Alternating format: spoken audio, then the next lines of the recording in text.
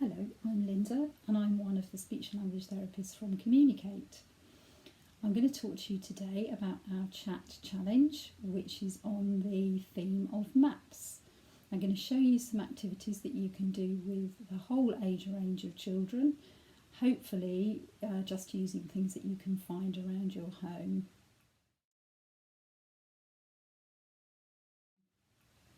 So the first thing you can use for our younger children is a playmat if you've got one for cars, so with a roadway and maybe a town scene mapped out. Anything that you've got like that would be perfect. If you haven't got one of those, don't worry, you can easily make one. I've made one from just an old cardboard box, and I've stuck a bit of paper on to make it easier to see. And as you can see, I've drawn a roadway, and on the roadway I've put some different places. So I've put a zoo, a park, nanny's house, so you can have anybody special in your family's house, our house, shop, bus stop, station, so on.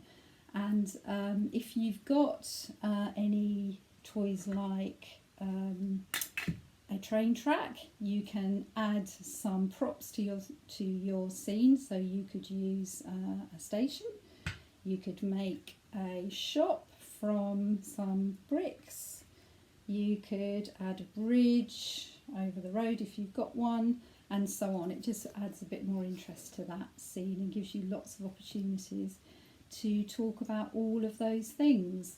So while you're doing this activity with the younger children, you can just be naming all the things that you're using and all the places that you can push the cars to, and all of the things that you add into it.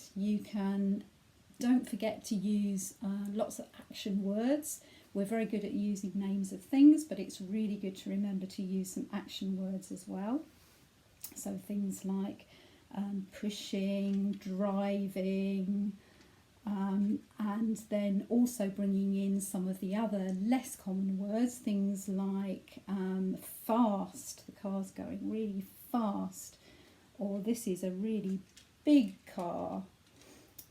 We can also make sure with children who haven't got too many words, if they're saying one word about the thing that you're playing with, always make sure you add another word on. So if they say car, you can say yes, big car.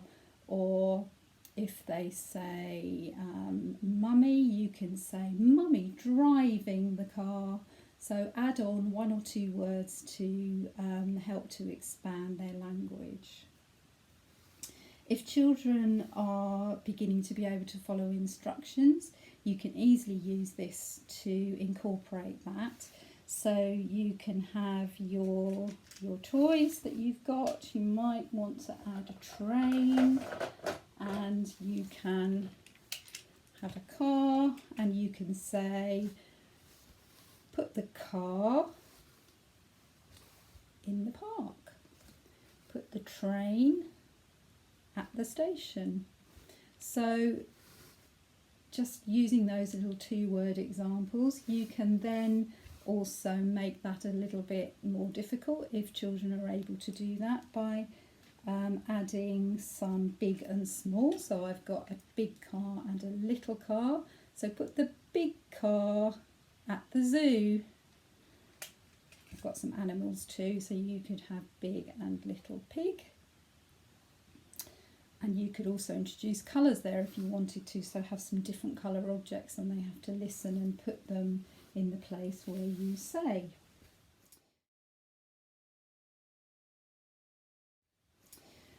So taking that on to the next step, for children who are in their first years at school, for example, we would expect them to start to be able to understand more of the position words that start to come in, so things like under, behind, in front. This is where it's really good if you can have some extra props on your mat, because if you've got some little buildings on there, you can then talk about putting the pig behind the station or you can put the car in front of the station, next to the station, all good position words to practice. And if you can expand it even more, if children are following instructions really well, you can also start to use your big and little things with those position words. So put the big pig next to the shop, making sure that you've got a choice of big and little animals as well to make that a little bit trickier. You can just try those out, and if you find that you need to take it down a step, you can just remove some of the choices. For an activity with older children with maps, I'm going to show you something you can do on the idea of a treasure map. So there are quite a lot of examples of these available on the internet if you want to get some other ideas, but all I've done here is I've drawn an island, and I've based my island on a room in the house, so I've based it on a lounge. So what you need to do is decide in your room what all the different items in the room are going to be. So for example, I have made the sofa some mountains, I have made the table a lake, and the window is a cave, and so on, so that you can then talk about the items in the room using those names. The idea is that one person hides some treasure. I've got a little treasure box here, you can put something exciting in there. That's going to be hidden somewhere in the room while the other person isn't looking. And then you're going to mark on your map with a sticker where you've hidden the treasure. And then without showing the other person the map, you need to give them some clues about how to get to the treasure. So you need to decide a starting point. So we might start over here by the lake in this case. And then the person giving the instructions needs to tell them how to get to where the treasure is buried. So giving some instructions like go towards the window for 3 steps, turn left, and go forward 4 steps. Okay, so when I gave that instruction, I was including left and right in there. That might be something that the children are not completely secure with. So this is a great opportunity to practice that. To help that along, you can use maybe some little cue cards like this.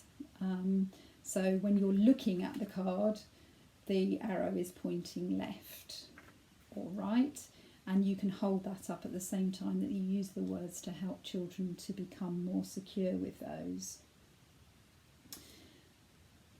If you want to make the game a little bit more fun and you've got enough space and it's safe to do so, you could try using a blindfold for the person who's listening to the instructions. So then the person giving the instructions needs to be much more precise about how many steps to take, what to go around, when to stop, when to start. And it can be quite a fun activity, as I say, as long as you're not going to fall over lots of things. So now some activities that you can do with older children, maybe those in high school, also using maps. So a good source of maps is on websites, and it's quite a fun activity to think about places that maybe you would like to visit as a family, or places that you have been, or places that are nearby. I've printed a map here from Colchester Zoo. So it's got all of the details about the zoo on there, and you could use it to give directions and think about how you would get from one place to another. Really good activities to plan a day out, so that you think about all of the things that you will need, how much it will cost to get there, how you will get there, what transport you'll need, and what you would like to do when you get there. So these are all really good opportunities for using language to plan. using language to think about sequences and what order things go in, and also really good for negotiation skills. So if you're planning a trip for the whole family, you might need to do quite a lot of negotiating about who would like to do what you do first, and trying to satisfy everybody in the family. So another type of map you can use is a plan. You can make a plan of any buildings that you know. I've printed this one from a website, a school website, so it's a plan of one story of a school. But you could draw your own out, or you could, to make it simpler, you could just use your house as a first example, drawing out a plan of the different rooms. Again, really good practice in language of talking about how the house is arranged, how it relates together. Good opportunity to talk about why things are arranged as they are, and to think about what you like about it, what you don't like about it, what would make it better. And if you do this with school, then again it's a really nice opportunity for lots of chatting and conversation about what they like at school and what they don't like, and what they think could help to make things better if there are some things. So good opportunity for lots of that discussion. And then finally, I've got a very old-fashioned map here. I don't know if anyone has any of these still, because of course mostly we use Google Maps these days. But if you have got one of these around at home, it's a really useful thing to use for looking at your local area, or else you can use Google Maps and either print something or just look at it on the screen. So again, really nice way to talk about what's around your house, looking at what you can see on the map, what's marked, and the places that perhaps you've been to or not been to.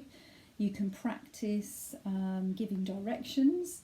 You can perhaps even go out and get your child to give you the directions to get from home to somewhere nearby. You can also use this to make quite a nice game. So make a list of all the places that are nearby that you can see on the map. Put each of those on an individual piece of paper, so you end up with a set of cards, maybe about 10 cards.